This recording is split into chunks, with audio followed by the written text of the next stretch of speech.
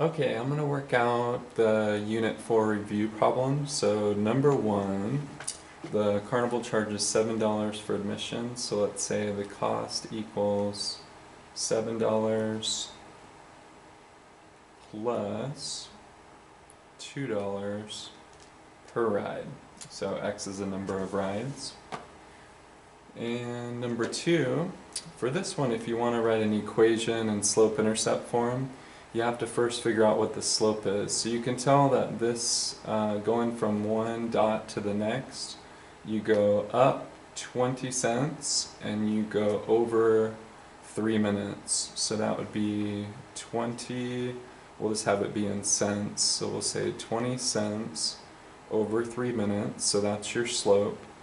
And then for this one, the y-intercept is actually right here at 0, 0. So remember when we write this in y equals mx plus b, in this case the b is 0, so we can just write the equation y equals 20 over 3, oops, sorry, that's hard to write on the bottom there. So 20 over 3, I'll write it here, it'll be a little neater. So y equals 20 over 3x. So that would be your equation in slope-intercept form. Number 3, this one we're probably really good at. You can see the y-intercept is 1, so you put a dot at 1. And you can see your slope is -3/2, so we want to write this so we can tell what the rise and the run is. So we are going to, and put your negative sign on the top or the bottom.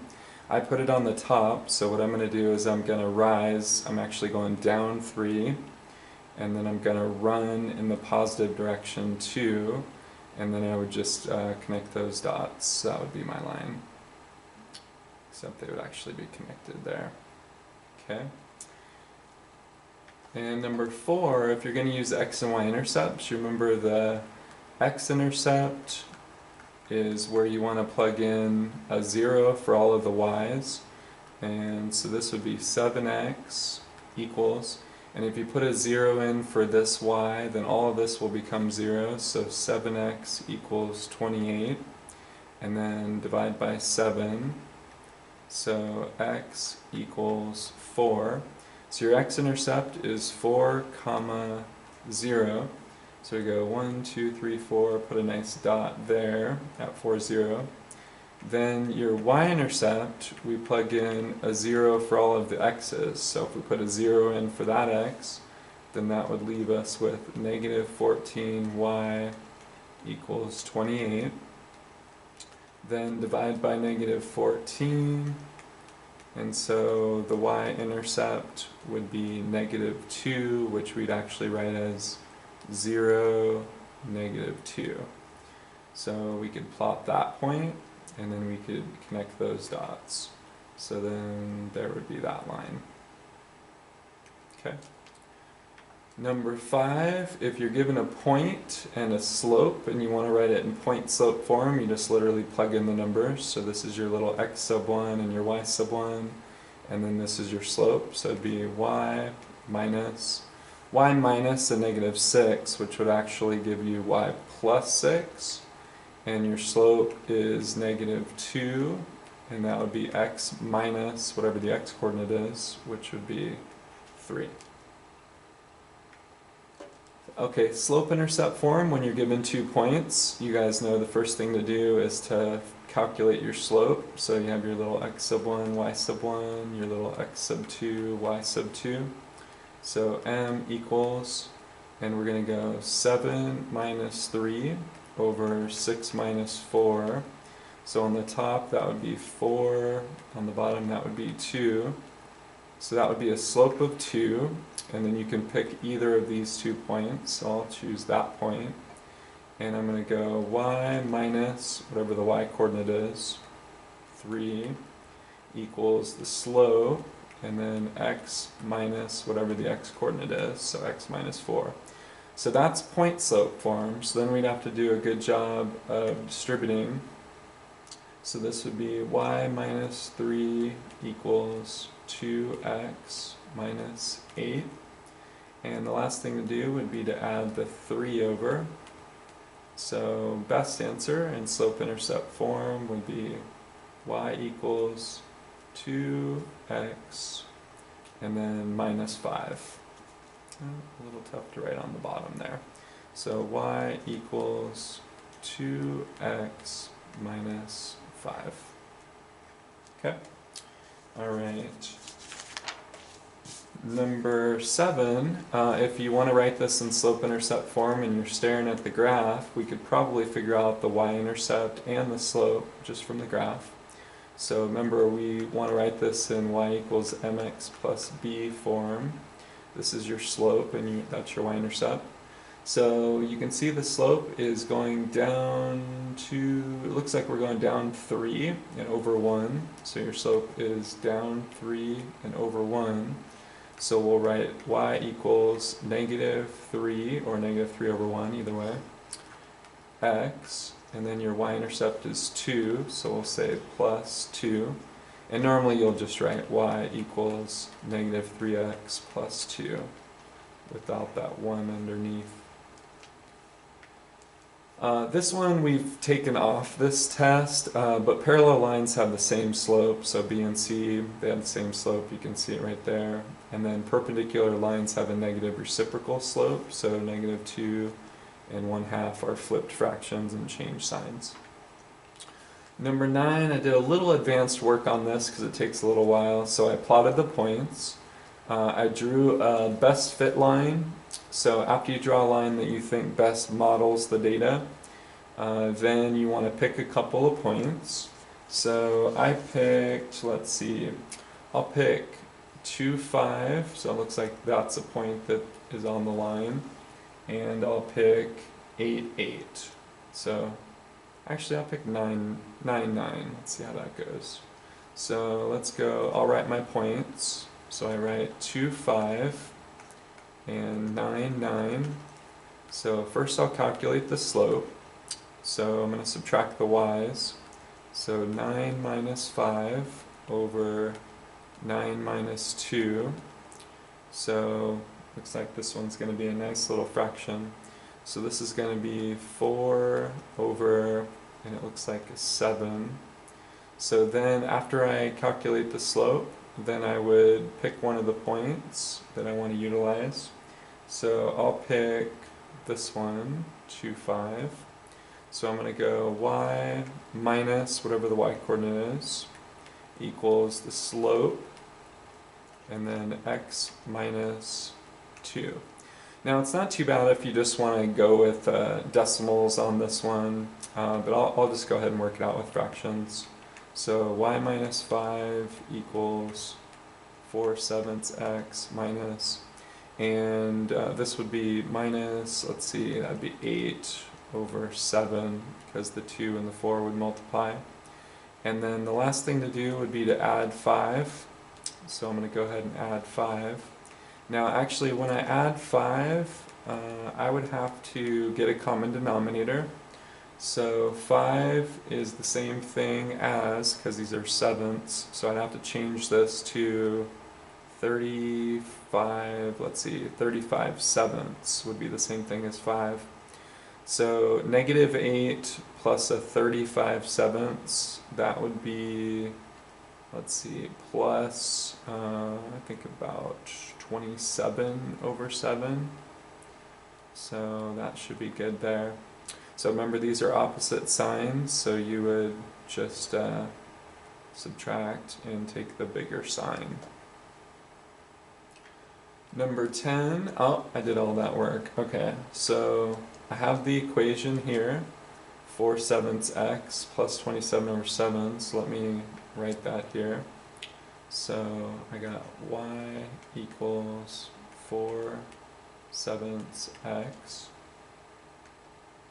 plus 27 over 7.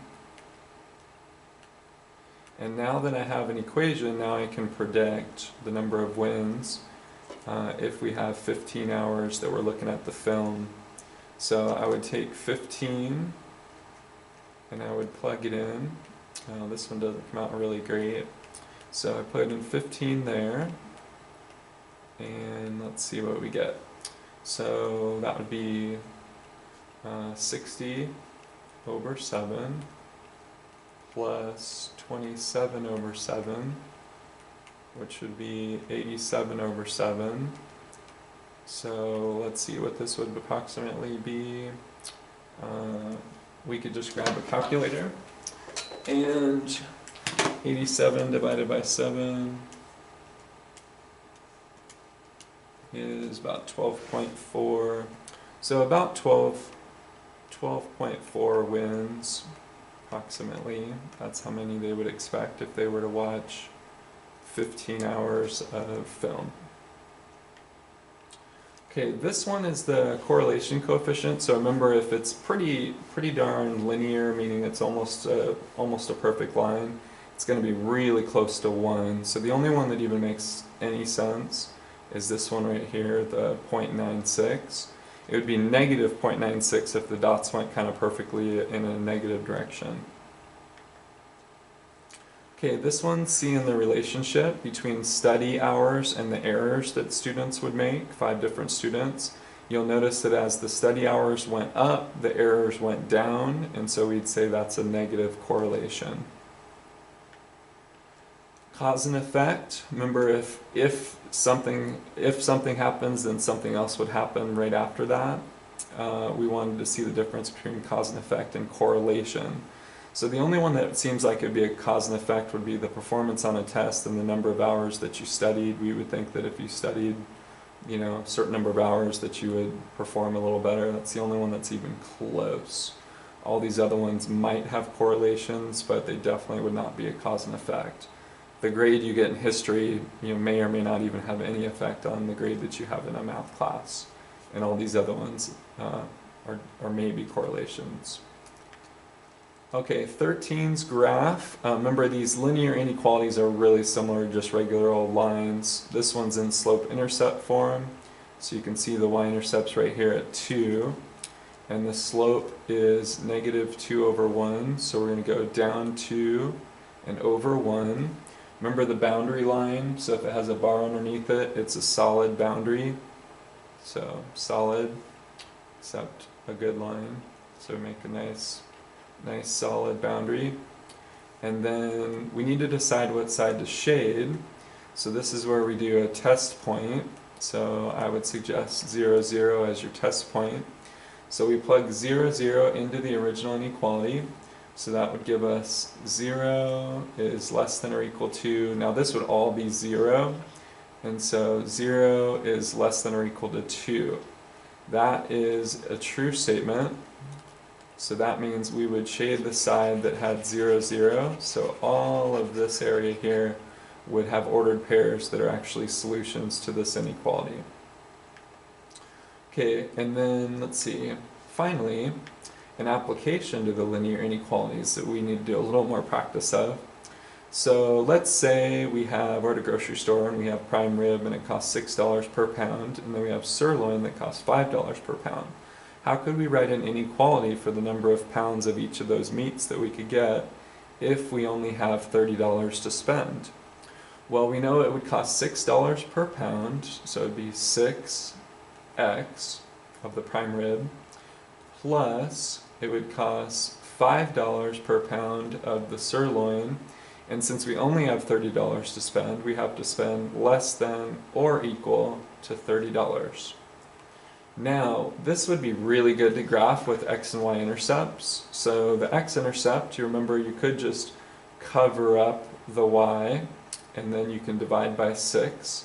So I would say your x-intercept would be 5, so you can just put it out there.